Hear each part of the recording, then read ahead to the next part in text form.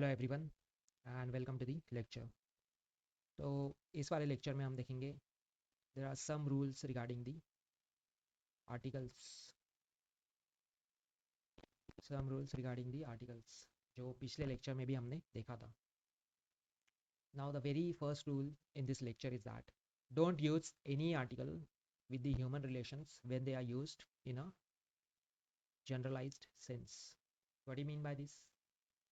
जब जब human relations को हम जनरलाइज सेंस में यूज़ करते हैं तो हमें उसके पहले कोई द आर्टिकल का यूज़ नहीं करना है। यहाँ पे आएगा स्पेसिफिकली द आर्टिकल, क्योंकि हम जनरलाइज सेंस की बात कर रहे हैं, करेक्ट?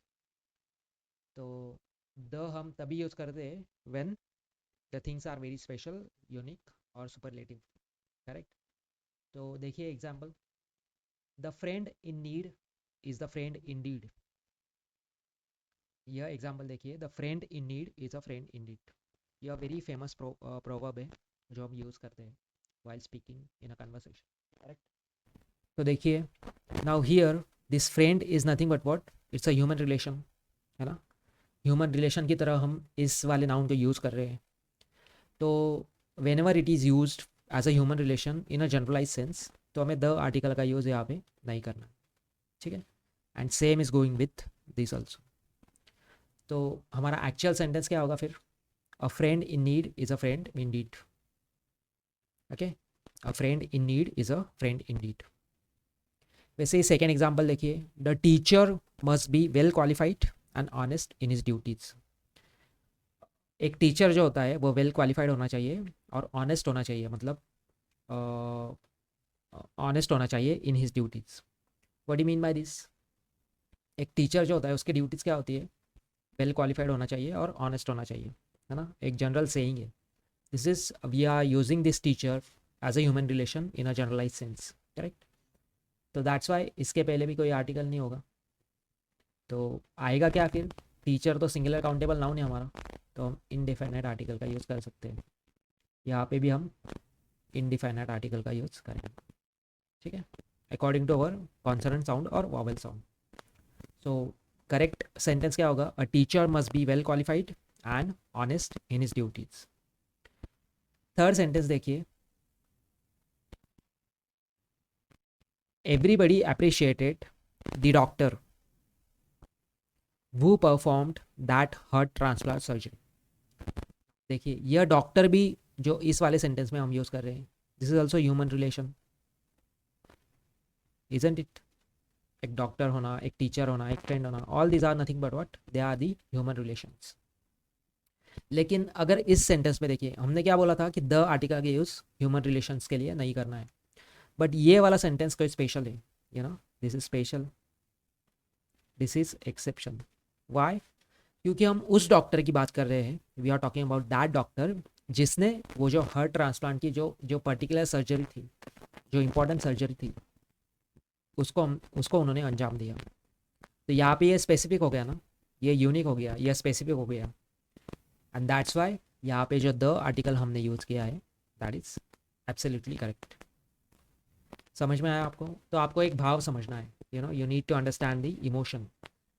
और सेइंग क्या है? अगर जनरलाइज सेंस में यूज़ कर रहे हैं तो हम द आर्टिकल का यूज़ नहीं करेंगे, and if that particular thing is used in a very special sense तो हम द आर्टिकल का यूज़ करेंगे, एज सिंपल एज दैट। चलिए दूसरा रूल देखते हैं।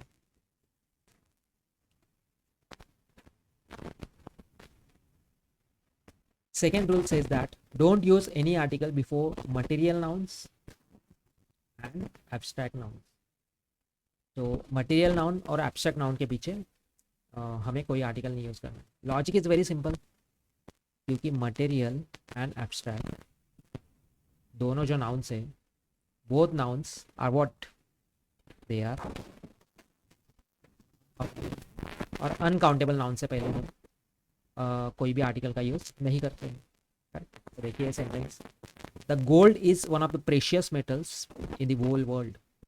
जो गोल्ड होता है, जो सोना होता है, वह प्रेशियस मेटल्स मतलब बहुत बहुत इंपॉर्टेंट मेटल में से एक है दुनिया।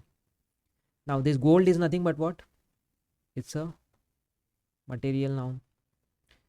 अच्छा, ये कैसे पहचाना है material noun, abstract nouns, proper noun, common noun? ये हमने नाउन का जो बेसिक लेक्चर्स है, जो ग्रामर के हमारे बेसिक लेक्चर की सीरीज़ है उसमें हमने देखा है, तो you can watch it that if you have, आपको कोई इशू होगा तो।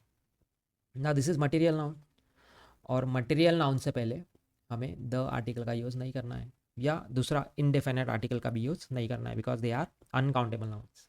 ठीक है, सेकेंड सेंटेंस देखिए, the honesty is the best policy. Again ये ऑनेस्टी जो है, this is the abstract noun, और एब्स्ट्रैक्ट नाउन को हम क्या काउंट कर सकते हैं, ऐसा बोल सकते हैं कि हम, उसने 2 ऑनेस्टी दिखाई, उसमें -4 ऑनेस्टी थी। No, we cannot count the honesty, and that's why यहाँ पे द आर्टिकल का यूज इज रॉन्ग।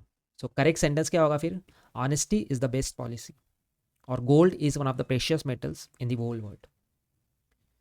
तीसरा सेंटेंस देखिए, everybody appreciated the honesty shown by that auto rickshaw driver. सब ने वो जो ऑटो रिक्शा ड्राइवर है उसकी जो ऑनेस्टी है उसको अप्रिशिएट किया। जैसे ऑटो रिक्शा ड्राइवर ने अपने पैसेंजर के जो गहने, जो जो जो मेटल्स, जो ऑर्नामेंट्स थे, छूटे थे रिक्शा में, वह उन्होंने उनको सही सलामत वापस किया। तो उसमें उसने जो ऑनेस्टी शो की है उसको सबने अप्रिशिएट किया। नाउ यहाँ पे देखिए, ऑनेस्टी तो एक क्या है, एब्स्ट्रैक्ट नाउन है, और उसके पहले हमने द आर्टिकल का भी यूज़ किया है।